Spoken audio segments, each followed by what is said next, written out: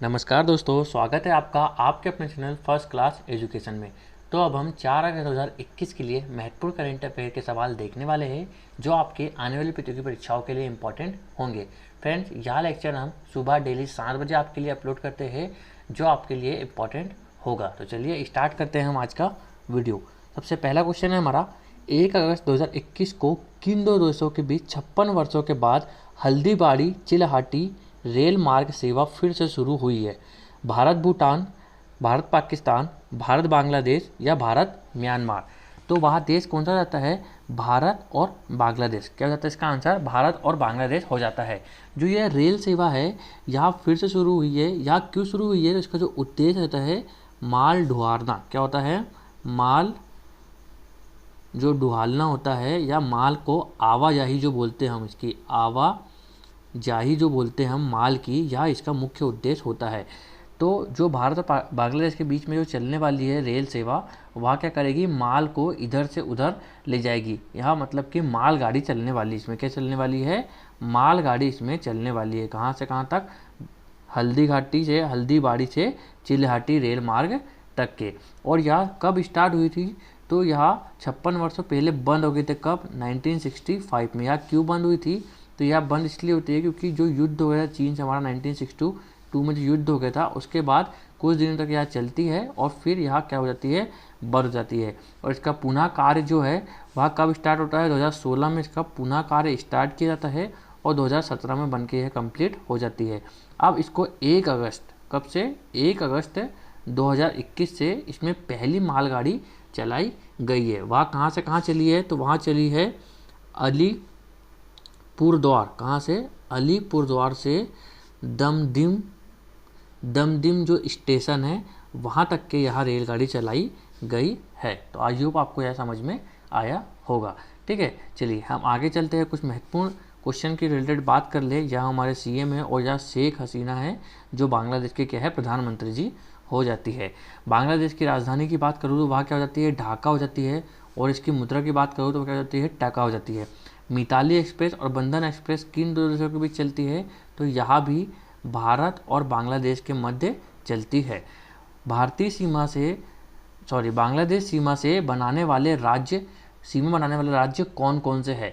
यदि आपसे पूछ ले कि बांग्लादेश से कौन कौन से राज्य सीमा बनाते हैं, तो उसमें सबसे पहले आता है हमारा मेघालय। कौन सा होता है? मेघालय। दूसरा आता है हमारा असम। तो दूसरा कौन सा आता है? असम। तीसरा आता है हमारा कौन सा? मिजोरम। कौन सा आता है? मिजोरम। चौथा कौन सा आता है हमारा? त्रिपुरा। और पांचवा आता है हमारा कौन सा? वेस्ट बंगाल। क्या आता है? वेस्ट बंगाल। यदि इसकी ट्रिक की बात करूँ, इसकी ट्रिक है हमारे पास ममता बनर्जी। क्या है? ममता बनर्जी। ममता बनर्जी कहाँ की सीएम है? तो वह हमारे वेस्ट बंगाल की सीएम है। तो इस वाले जो एम से हो गया वह क्या हो गया हमारा? मेघालय हो गया। इससे हमारा असम हो गया। इससे हमारा क्या हो गया? मिजोरम हो गया। इससे हमारा त्रिपुरा हो गया। और इससे वापस से असम हो गया। और बनर्जी से हमारा वेस्ट बंगाल हो गया। अब असम 2 बार आया, इसका मतलब क्या है? जो असम राज्य है वह बांग्लादेश से कितने बार सीमा बनाता है? 2 बार सीमा बनाता है। और सबसे जो तीनों ओर से घिरा हुआ राज्य कौन सा बांग्लादेश की सीमा से? वह हमारा त्रिपुरा हो जाता है। और सबसे बड़ी सीमा मेघालय की और सबसे कम सीमा वेस्ट बंगाल की यहाँ लाइन से बना हुआ है। ठीक है दोस्तों, अब यहीं पर बात करूँ कि कितनी सीमा बनाता है, तो 4996 जो सीमा है यह बांग्लादेश किससे बनाता है? हमारे भारत से बनाता है। ठीक है, अगला क्वेश्चन है हमारा, 2020 का गांधी शांति पुरस्कार किसे मिला है? तो वह किसे मिला है? शेख मुजीबुर रहमान। कौन है? शेख मुजीबुर रहमान को यह अवार्ड दिया गया है। और इन्हीं को क्या बोलते हैं हम? बंगबंधु भी इन्हीं को बोलते हैं। क्या बोलते हैं इनको? बंगबंधु भी इन्हीं को बोलते हैं। और यह बांग्लादेश के संस्थापक भी है। यह सबसे पहले प्रधानमंत्री भी रहे। कहाँ के? ये शेख मुजीबुर रहमान। कहाँ के? बांग्लादेश के। और इन्हीं की जो बेटी है शेख हसीना, वह आप क्या यहाँ की प्रधानमंत्री है। ठीक है, आगे चलते हैं और नेक्स्ट क्वेश्चन की बात करते हैं। हाल ही में सरोज काशिफ K2 पर चढ़ने वाले दुनिया के सबसे कम उम्र के पर्वतारोही बन गए हैं। इनका संबंध किस देश से है? यह किस देश से है? यह पाकिस्तान के है। कहाँ के है दोस्तों? यह पाकिस्तान के है। और इन्होंने कौन सी चोटी को फतह किया है? तो वह है K2 गाडविल। कौन सी बोलते हैं अपन? K2 गाडविल बोलते हैं। जो हमारे भारत में आती है, वह भी कहाँ आती है? वह भी कौन सी श्रेणी में आती है, तो यह आती है काराकोरम श्रेणी। कौन सी है, काराकोरम श्रेणी, जो कहाँ आता है, हमारे जम्मू एंड कश्मीर के क्षेत्र में आता है, जो भारत में आता है। इस चोटी को इन्होंने क्या किया है, फतेह किया है। अब इस चोटी की ऊंचाई पूछ ले आपसे तो 8611 मीटर जो है इसकी ऊंचाई हो जाती है। चलिए आगे चलते हैं, उससे रिलेटेड कुछ महत्वपूर्ण बातें जान ले। दुनिया की सबसे ऊंची चोटी चढ़ने वाले पहले व्यक्ति, तो सबसे पहले तो यहाँ पे है कि दुनिया की सबसे ऊंची चोटी कौन सी है, तो वह कौन सी है, हमारी माउंट एवरेस्ट। कौन सी है, माउंट एवरेस्ट जो है या दुनिया की सबसे छोटी है, ऊंची चोटी है, और 8848 इसकी क्या है, मीटर इसकी क्या है, ऊंचाई हो जाती है। अब इस पर चढ़ने वाले सबसे पहले व्यक्ति कौन थे, तो वह थे एडमंड हिलेरी। कौन थे, एडमंड हिलेरी। यहाँ कहाँ के थे, यहाँ न्यूजीलैंड के थे। और इन्हीं के साथ एक व्यक्ति और चढ़ा था, वो कौन था, तेंजिंग शेरपा या नॉर्वे। क्या थे, नॉर्वे। यहाँ कहाँ के थे, तो यहाँ हमारे जापान के हो जाते हैं, जिन्होंने क्या किया था 1953 में। कब, 1953 में क्या किया था, माउंट एवरेस्ट को फतेह किया था। चलिए नेक्स्ट है हमारा, माउंट किलिमंजारो को चढ़ने वाली सबसे कम उम्र की महिला कौन सी है, तो यह एशिया की सबसे कम उम्र की महिला बनी है। क्या बनी है, यह एशिया, पूरे एशिया जो हमारा महाद्वीप है, सबसे कम उम्र की जो महिला बनी है वह कौन है, वह है ऋत्विका सिंह। कौन है, ऋत्विका सिंह जो है सबसे कम उम्र की महिला बनी, जिन्होंने क्या किया है, माउंट किलिमंजारो को क्या किया है, फतेह किया है। माउंट किलिमंजारो कहाँ की चोटी है, तो यह है दक्षिण अमेरिका। क्या हम आगे जो हमारे सातों महाद्वीप है उसकी जो चोटियाँ है, सबसे महत्वपूर्ण चोटियाँ है, वहाँ हम इसके बारे में अभी आगे जानने वाले हैं। भारत की पहली महिला जिसने माउंट एवरेस्ट को फतेह किया था वह कौन थी, बछेंद्री पाल। कौन थी, बछेंद्री पाल जो थी भारत की पहली महिला है जिन्होंने क्या किया था, माउंट एवरेस्ट को फतेह किया था। चलिए अब विश्व के प्रमुख पर्वत, और उन्हीं के साथ हम आपको देने वाले हैं डोज किसका, नदियों का, जो आपको आपसे पूछे जाते हैं। तो एशिया का सबसे ऊंचा पर्वत कौन सा है, तो वह है माउंट एवरेस्ट। और यहाँ जो सबसे लंबी नदी है, सबसे लंबी नदी की बात करें तो वो कौन सी, यांग टीसी या ब्रह्मपुत्र नदी हम भारत में इसको बोलते हैं। अफ्रीका में कौन सा है, माउंट किलिमंजारो। और यहाँ की सबसे ऊंची नदी या सबसे लंबी नदी कौन सी है, नील नदी है। उत्तर अमेरिका यहाँ पर है माउंट मेकाले, जिसका नाम क्या हो गया है, अब डेनाली रेंज भी हो गया है। क्या हो गया है, डेनाली रेंज भी इसी का नाम हो गया है। और यहाँ की सबसे लंबी नदी है मिसौरी। कौन सी है, जो मिसौरी है सबसे लंबी नदी हो जाती है। दक्षिण अमेरिका का है ओजोस डेल सेलोडा। कौन सा है, ओजेस डेल सेलोडा, जो अमेजन यहाँ की सबसे लंबी नदी हो जाती है। अंटार्कटिका की सबसे ऊंची चोटी विंसा मैसिव है, और यहाँ की जो नदी है वह कौन सी हो जाती है, ऑनेक्स। सबसे ऊंची चोटी यूरोप की कौन सी है, तो वह है माउंट अल्ब्रूज। और यहाँ की सबसे लंबी नदी कौन सी जाती है, वोल्गा। सबसे और ऑस्ट्रेलिया में सबसे ऊंची चोटी कौन सी है, तो वह है माउंट है, यह क्या है, इसको माउंट कर लीजिएगा, माउंट कीशियस को। और यहाँ की सबसे लंबी नदी कौन सी जाती है, मर्रे या डार्लिंग। मर्रे डार्लिंग यहाँ पर नदी मिलती है, कहाँ पर हमको, ऑस्ट्रेलिया में। तो आई होप दोस्तों आपको समझ में आया होगा। चलिए नेक्स्ट क्वेश्चन की बात करते हैं हम। 3 अगस्त 2021 को किसे बल्गेरी का विश्व ब्रांड एम्बेसडर बनाया गया है, विराट कोहली, प्रियंका चोपड़ा, माधुरी दीक्षित या अक्षय कुमार। तो इसका आंसर क्या हो जाएगा, इसका आंसर हो जाएगा हमारा प्रियंका चोपड़ा। इसका आंसर क्या हो जाएगा फ्रेंड्स, प्रियंका चोपड़ा। अब इनकी बात करूँ, यहाँ है क्या, सबसे पहले बल्गेरी जो ब्रांड है यह कहाँ का है, तो यहाँ हमारे कहाँ का है, भारत का है। कहाँ का है, यहाँ हमारे भारत का हो जाता है। और यहाँ क्या बनाता है, तो यहाँ क्या बनाता है, हमारे रत्न आभूषण, जो रत्न आभूषण होते हैं वह बनाता है। सुगंध जो सेंट होते हैं, जो सुगंधित जो रहते हैं पदार्थ वो बनाता है। और घड़ियाँ बनाता है।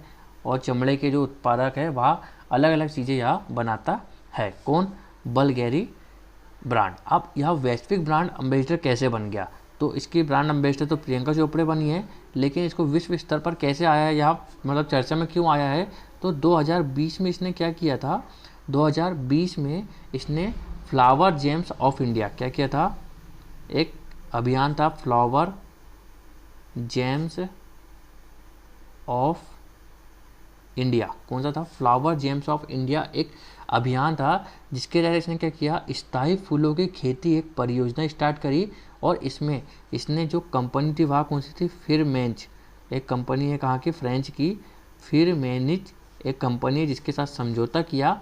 और जो फ्लावर की जो खेती है उसको इसमें क्या किया, इन दोनों ने बढ़ावा दिया। इसलिए यह क्या बन गया, एक चर्चा का विषय बन गया था यह बल्गेरी ब्रांड। अब इसकी जो ब्रांड एम्बेसडर है वह कौन बन गई है, तो वह बन गई हमारी प्रियंका चोपड़ा जी बन गई है। और इसी के तहत क्या किया था, जो तमिलनाडु है, तमिलनाडु में 100 परिवार को फूलों की खेती के लिए भी सहायता प्रदान की गई थी, या उन खेतों को मॉडल तैयार किया गया था किसके लिए, फूलों की खेती के लिए, अलग अलग फूलों के लिए, जैसे कि चमेली हो गया, मोगरा हो गया, इनकी खेती के लिए इनको क्या किया गया था, चुना गया था। ठीक है।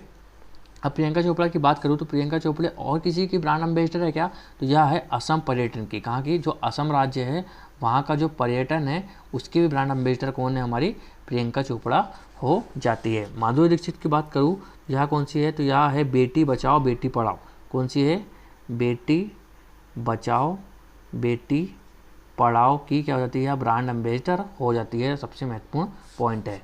हम कुछ महत्वपूर्ण पर्यटन के बारे में जान ले, या प्रोजेक्ट जो अम्बेसडर उसके बारे में जान ले, जैसे कि नमामि गंगे ब्रांड एम्बेसडर कौन है, तो यह है हमारे चाचा चौधरी। कौन है यह, तो चाचा चौधरी हमारा जो सीरियल आता था उन्हीं के जो चाचा चौधरी है वह इसके ब्रांड एम्बेसडर हो जाते हैं। प्रेगा न्यूज़ ब्रांड एम्बेसडर कौन है, तो यह है अनुष्का शर्मा। कौन है, यह है अनुष्का शर्मा। माँ अभियान के ब्रांड एम्बेसडर तो यह भी माधुरी दीक्षित है। माधुरी दीक्षित और किसकी है, तो बेटी बचाओ बेटी पढ़ाओ की। अतुल्य भारत अभियान के ब्रांड एम्बेसडर कौन है, यह है हमारे अमिताभ बच्चन। कौन है, अमिताभ बच्चन। स्वच्छ भारत मिशन के एम्बेसडर कौन है, तो यह है हमारे पीएम। कौन है, हमारे पीएम प्रधानमंत्री जी, जो हमारे कौन है, नरेंद्र मोदी जी हो जाते हैं। और जो अमिताभ बच्चन है और किसके हैं, तो जीएसटी के जो है, जीएसटी के जो ब्रांड एम्बेसडर है वह भी अमिताभ बच्चन हो जाते हैं। आपसे और कुछ बात करूँगा जैसे कि कुछ महत्वपूर्ण, तो जैसे कि स्वच्छ भारत स्वच्छ आदत, इसकी ब्रांड एम्बेसडर कौन है, तो इसकी ब्रांड एम्बेसडर है हमारी काजोल हो जाती है। कौन हो जाती है, काजोल हो जाती है। यह कुछ महत्वपूर्ण एम्बेसडर है जो आपसे पूछे जा सकते हैं। चलिए नेक्स्ट है हमारा 3 अगस्त 2021 को भुवनेश्वर शहर 100% टीकाकरण करने वाला भारत का पहला भारतीय शहर बन गया है। वह किस राज्य में स्थित है, तो वह किस राज्य में स्थित है, वह हमारे उड़ीसा राज्य में स्थित हो जाता है। किस राज्य में हो जाता है, उड़ीसा राज्य में यह स्थित हो जाता है। अब यहाँ पहला ऐसा राज्य है जहाँ क्या बन गया, या शहर बन गया है जो क्या, जिसने 100% टीकाकरण कर दिया गया है। इससे पहले 100% टीकाकरण करने वाला यदि गांव आपसे पूछ ले तो वह कौन सा था, वह वियान गांव था। कौन सा था, वियान गांव था, जो कहाँ पर था, हमारे लद्दाख में था। कहाँ पर था, लद्दाख में, जिसने क्या किया था, 100% टीकाकरण कर दिया था। जो बीएमसी है, क्या है, बीएमसी भुवनेश्वर म्यूनसिपल पार्टी या कॉरपोरेशन, क्या है, भुवनेश्वर म्यूनसिपल कॉरपोरेशन। इसका सबसे महत्वपूर्ण इसने कार्य किया कि जो ज़्यादा से ज़्यादा स्वास्थ्य कर्मी लगाए, लगभग 31,000 के लगभग जो कर्मचारी थे, स्वास्थ्य कर्मचारी, इन्होंने मिलकर क्या किया है, भुवनेश्वर को 100% टीकाकरण करने वाला राज्य बना दिया गया है, शहर बना दिया गया है। उड़ीसा की बात करूँ तो उड़ीसा के जो सीएम है वह कौन है, अभी नवीन पटनायक। कौन है, नवीन पटनायक जी यहाँ के सीएम होते हैं। और यहाँ के गवर्नर की बात करूँ तो वह कौन होते हैं, गणेशी लाल। कौन है, गणेशी लाल जी यहाँ के अपने गवर्नर हो जाते हैं। कुछ महत्वपूर्ण क्वेश्चन की बात करूँ तो वर्तमान मुख्यमंत्री नवीन पटनायक, राज्यपाल गणेशी लाल हो जाते हैं। सिमलीपाल भितरकनिका नेशनल पार्क भी कहाँ पर हो जाता है, उड़ीसा में हो जाता है। और चिल्का झील में कौन सा अभ्यारण्य है, तो यह है नलबाना पक्षी अभ्यारण्य। कौन सा है, नलबाना पक्षी अभ्यारण्य है जो चिल्का झील में आता है। चिल्का झील कहाँ पर है, तो यहाँ भी कहाँ पर है, हमारे उड़ीसा में पड़ती है। भारत का हॉकी का सबसे बड़ा स्टेडियम कौन सा है, तो वह है बिरसा मुंडा। कौन सा है, बिरसा मुंडा है, जो कहाँ बन रहा है, यहाँ भी उड़ीसा में बन रहा है। गरिमा योजना का संबंध भी किससे होता है, उड़ीसा से हो जाता है गरिमा योजना। ठीक है। और मिशन जीरो, क्या है, मिशन जीरो का भी संबंध किससे जाता है, उड़ीसा राज्य से हो जाता है। चलिए नेक्स्ट क्वेश्चन है हमारा, ई रूपी प्लेटफॉर्म का संबंध है। यह सबसे महत्वपूर्ण क्वेश्चन है आज का कि ई रूपी प्लेटफॉर्म का संबंध है national payment corporation of India, राष्ट्रीय सूचना विभाग, DRDO या इनमें से कोई नहीं। तो यह क्या है, national payment corporation of India. हमारे जितने भी वीज़ा कार्ड है, जो मास्टर कार्ड है, या हमारे गूगल पे या जो डिजिटल जो चीज़ें होती है वह कौन चलाता है हमारे यहाँ इंडिया में, तो national payment corporation of India ही चलाता है। ठीक है दोस्तों। तो जो ई रुपये जो है, अभी जो ये ई रुपये है चर्चा में क्यों आया है, तो यह जो ई रुपये है पूरी तरह से नगद रहित से संपर्क रहित भुगतान है। क्या है, नगद रहित या संपर्क रहित भुगतान है। कौन सा, हमारा ई रुपये। अब इसके तहत हुआ क्या है, तो जो ई वाउचर, इसमें क्या करेंगे, ई वाउचर, जो हमारा ई वाउचर है वह यूज़ होने वाला है। वह कैसे यूज़ होगा ई वाउचर, तो यहाँ क्या करेंगे, तो कैशलेस, जो हमारा कैशलेस पेमेंट है या संपर्क रहित क्यूआर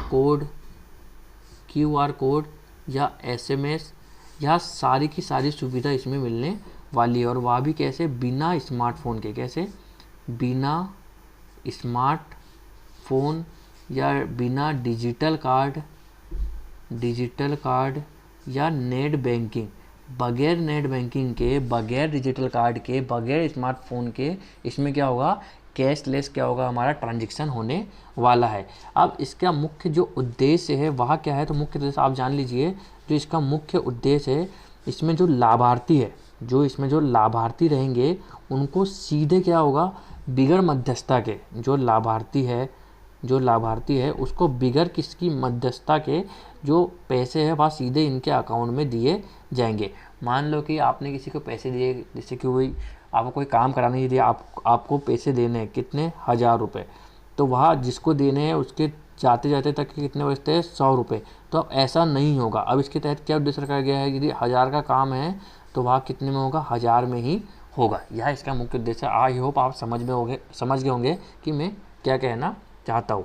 ठीक है दोस्तों, तो यह इसका मेन उद्देश्य हो सकता है इस योजना का कि ई वाउचर के रूप में बिगर मोबाइल के, बगैर नेट के या बगैर स्मार्टफोन के या बगैर डिजिटल कार्ड के या इससे अपने को लाभ होने वाला है। या एक डिजिटल पेमेंट का क्या है, भुगतान है या समाधान भी निकाला गया है, संपर्क रहित या टच पॉइंट रहित। ठीक है दोस्तों, चलिए आगे चलते हैं और नेक्स्ट क्वेश्चन की बात करते हैं। 1 अगस्त 2021 को बनाया गया मुस्लिम अधिकार दिवस कौन सा है, मुस्लिम महिला अधिकार दिवस की शुरुआत कब हुई है, तो कब हुई इसकी शुरुआत, 2020 में। कब होती है, 2020 में। अब इसका उद्देश्य क्या था, तो जो 3 तलाक था, आपने सुना होगा 3 तलाक, जो 3 तलाक, ट्रिपल तलाक के लिए क्या लाया गया था, अधिनियम लाया गया था। अब इस अधिनियम में क्या कहा गया था, यह अधिनियम कब आता है, 2019 में आता है। कब आता है, 2019 में आता है। और इसके लिए क्या किया गया था, महिलाओं के लिए संरक्षण के लिए यह अधिनियम लाया गया था। 3 तलाक को कानूनी अधिनियम बना दिया गया था। किसको, 3 तलाक को कानूनी अधिनियम बना दिया गया था। कब, 2019 में।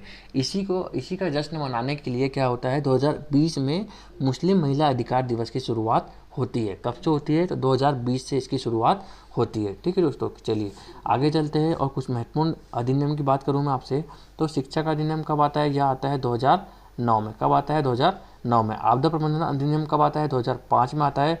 वन्य जीव संरक्षण अधिनियम 1972 में। टाइगर प्रोजेक्ट कब आता है, तो 1973 में आता है। उपभोक्ता संरक्षण अधिनियम कब आता है, 2019 में आता है। सूचना का अधिकार अधिनियम कब आता है, 2005 में आता है। और पर्यावरण संरक्षण अधिनियम 1986 और 7 में यह अधिनियम आता है। चलिए दोस्तों आगे चलते हैं और आज का हमारा लास्ट क्वेश्चन है, या कुछ महत्वपूर्ण दिवस है, यह भी आप देख लीजिए। विश्व स्तनपान दिवस कब मनाया जाता है, तो यह मनाया जाता है 1 अगस्त को। यह सारे अगस्त के महत्वपूर्ण दिवस है। विश्व आदिवासी दिवस कब मनाया जाता है, तो यह मनाया जाता है 9 अगस्त को। विश्व युवा दिवस कब मनाया जाता है, तो यह मनाया जाता है 12 अगस्त को। स्वतंत्रता दिवस आपको पता है, यह 15 अगस्त को मनाया जाता है। और राष्ट्रीय खेल दिवस, मेजर ध्यानचंद की जो पुण्यतिथि होती है वह कब मनाया जाता है, 29 अगस्त को मनाया जाता है। तो यह हमारे अगस्त के सारे महत्वपूर्ण दिवस है जो आपको हम अगस्त के एंड तक के आपके उंगलियों पर नाचेंगे, आपको यहाँ याद करा देंगे। आप बार बार किसी भी चीज़ को आप जितनी बार पढ़ोगे वह चीज़ें आपको लॉन्ग टर्म तक के याद रहेगी। चलिए आगे चलते हैं और आज का लास्ट क्वेश्चन देखते हैं। मिंग ऑन्ग हैलेंग किस देश के प्रधानमंत्री बने हैं, इजराइल के, नेपाल के, म्यांमार के या फ्रांस के। तो वह किस देश के बने हैं, म्यांमार के। कहाँ के बने हैं, म्यांमार के। तो म्यांमार में क्या हुआ था, अभी तख्ता पलट हुआ था। क्या हुआ था, तख्ता पलट हुआ था। कब हुआ था, फरवरी 2021 में। इसके तहत तख्ता पलट का मतलब क्या है, तो यहाँ पर क्या हुआ था, जो एट प्रेजेंट जो प्रधानमंत्री थे उनका शासन हटाकर यहाँ पर क्या लग गया था, सेना का शासन लग गया था। क्या हो गया था, यहाँ पर सेना का शासन आ जाता है। कहाँ पर, अपने म्यांमार में। ठीक है, सेना का शासन आ जाता है। अब क्या हुआ है इसमें, तो जो सेना के ही जो वरिष्ठ जनरल है, कौन है, यह वरिष्ठ जनरल है जिनका नाम क्या है, हमारे मिन ऑन्ग हैलेंग। इन्होंने क्या किया है, यहाँ की जो सत्तारूढ़ी पार्टी थी, national league for democratic party, उसकी प्रधानमंत्री कौन थी, आन सांग सूकी। इनके ऊपर क्या चला दिया था, तख्ता पलट कर दिया था और यहाँ पर सेना का शासन लग गया था। अब उनकी पार्टी को हटाकर ये क्या कर दिया गया है, यहाँ के यह प्रधानमंत्री बन गए हैं। और यहाँ इससे पहले क्या थे, तो यहाँ इससे पहले क्या थे, जनरल थे। कौन थे, यहाँ के जनरल थे। और यह राज्य प्रशासन परिषद के अध्यक्ष भी रह चुके हैं। यह क्या रह चुके हैं, जो वहाँ का राज्य प्रशासन है उस परिषद के यहाँ क्या रह चुके हैं, अध्यक्ष भी रह चुके हैं। ठीक है दोस्तों, म्यांमार की राजधानी की बात करूँ तो वह क्या है, नाममी इसकी यहाँ की राजधानी हो जाती है। यहाँ की मुद्रा क्या होती है, क्यात हो जाती है। क्या होती है, यहाँ की मुद्रा क्यात हो जाती है। अब यदि आपसे म्यांमार की बात की जाए तो म्यांमार की राजधानी आपको बता दी और मुद्रा भी बता दी। आंग सान सू की का संबंध किस पार्टी से है, तो वह है national league for democratic party से इनका संबंध होता है। भारत को कौन सी पनडुब्बी दी है, भारत ने म्यांमार को कौन सी पनडुब्बी दी है, तो वह है सिंधु वीर। कौन सी है, सिंधु वीर पनडुब्बी इन्होंने दी है। भारत में कितने राज्यों से सीमा लगती है म्यांमार की, तो वह कौन कौन से राज्य हमारे, एक तो हो गया आंध्र प्रदेश, दूसरा हो गया हमारा नागालैंड, तीसरा हो गया हमारा कौन सा, मिजोरम, और चौथा हमारा हो गया मणिपुर। कौन सा हो गया, मणिपुर। तो ANMM क्या है, ANMM जो है या इसकी ट्रिक हो जाती है आंध्र प्रदेश, नागालैंड, मिजोरम और हमारा क्या हो गया, सॉरी अरुणाचल प्रदेश, नागालैंड, मिजोरम और हमारा मणिपुर, इससे इसकी सीमा लगती है। म्यांमार में कौन सी नदी बहती है, यदि आपसे पूछ ले तो वहाँ कौन सी बहती है, इरावती नदी भी कहाँ बहती है, म्यांमार में बहती है। और जो रोहिंग्या मुसलमान थे, कौन से थे हमारे, रोहिंग्या जो मुसलमान थे, वह समस्या भी कहाँ से आती है, हमारे म्यांमार से ही आती है। तो आई होप दोस्तों यह आपको समझ में आया होगा। अब आपसे मैं यदि बात कर लूँ यहाँ पे नेपाल की, तो नेपाल के प्रधानमंत्री कौन बने हैं अभी, तो वह बने हैं शेर बहादुर दौआ। कौन बने हैं, शेर बहादुर दौआ कौन बने हैं, यहाँ नेपाल के प्रधानमंत्री बने हैं। और इजराइल कौन बने हैं, तो वह बने हैं नेफ्ताली बेनेट। कौन बने हैं, नेफ्ताली बेनेट कौन बने हैं, यहाँ के प्रधानमंत्री बने हैं। और म्यांमार के कौन बने हैं, मिन ऑन हेलिंग बने हैं। चलिए दोस्तों आगे चलते हैं। और आपसे हमने बोला था कि कल हम आपको भारत के प्रमुख दर्रे पढ़ाएंगे। तो भारत के प्रमुख दर्रे की बात करूँ तो नाथुला जैपलाला दर्रा कहाँ पर स्थित है, तो यहाँ हमारे सिक्किम में आता है। बोमडिला दीफू दर्रा कहाँ पर आता है, हमारे अरुणाचल प्रदेश में आता है। तुजू दर्रा मणिपुर में आता है। शिव किला और रोहतांग दर्रा हिमाचल प्रदेश में आता है। नीति दर्रा, माना दर्रा और लिपुलेख दर्रा उत्तराखंड में आता है। काराकोरम, जोजिला, पीर पंजाल, बारामुल्ला, बुर्जिल, बनिहार, यह सारे कहाँ पर आते हैं, हमारे जम्मू कश्मीर में आते हैं। ठीक है दोस्तों, चलिए आगे चलते हैं और कल का रिवीजन करते हैं। तो सबसे पहले घास के मैदान हमारे प्रेरिज कहाँ पर है, उत्तर अमेरिका में है। पंपाज अर्जेंटीना में, लानोज वेनेजुएला में। वेट से कहाँ पर हो जाते हैं, हमारे दक्षिण अमेरिका में। सवाना अफ्रीका में। डाउन्स कहाँ हो जाते हैं, ऑस्ट्रेलिया में। पुस्ताच कहाँ हो जाते हैं, हमारे हंगरी में। और स्टेपिज गाउस के मैदान कहाँ हो जाते हैं, हमारे यूरोप में। कहाँ पर हो जाते हैं, हमारे यूरोप में हो जाते हैं। चलिए आगे चलते हैं। कल का रिवीजन है, लोकमान्य तिलक पुरस्कार से किसे सम्मानित किया गया था, वह साइरस पूनावाला को। किसको, साइरस पूनावाला को। सांस्कृतिक मंत्रियों की बैठक की अध्यक्षता किसने की है, तो यह की है इटली ने। किसने की है, इटली ने। सामाजिक अधिकारिता शिविर कहाँ आयोजन किया गया था, यह मध्य प्रदेश के छिंदवाड़ा जिले में किया गया है। नौसेना स्टाफ का उप प्रमुख किसे बनाया गया है, तो SN घोरमले जी को बनाया गया है। नेक्स्ट है, प्रतिष्ठित विल आइजनर कॉमिक इंडस्ट्री अवार्ड किसने जीता है, तो यह है हमारे आनंद राधा कृष्णन। अगस्त महीने के लिए संयुक्त राष्ट्र सुरक्षा परिषद का प्रेसिडेंट किसे चुना गया है, तो वह है भारत को। नेक्स्ट है, नासो इसरो ने सिंथेटिक आर्पेचर जो निसार है, क्या है, निसार, इसकी लॉन्च कब करेंगे, तो 2023 में लॉन्च करने वाले हैं। नेक्स्ट है हमारा, अंतर्राष्ट्रीय स्वच्छ वायु उत्प्रेरक कार्यक्रम में शामिल होने वाला देश का एकमात्र शहर वह है इंदौर। और पूरी दुनिया में जकार्ता और इंदौर सिर्फ 2 शहर है। तो चलिए दोस्तों आज का वीडियो यहीं तक रखते हैं। आई होप आपको सारी जानकारी समझ में आई होगी। आपको सारी जानकारी समझ में आती है तो हमारे चैनल को सब्सक्राइब कीजिए, चैनल को लाइक करिए और हमारे वीडियो को ज़्यादा से ज़्यादा शेयर करिएगा। थैंक यू सो मच दोस्तों।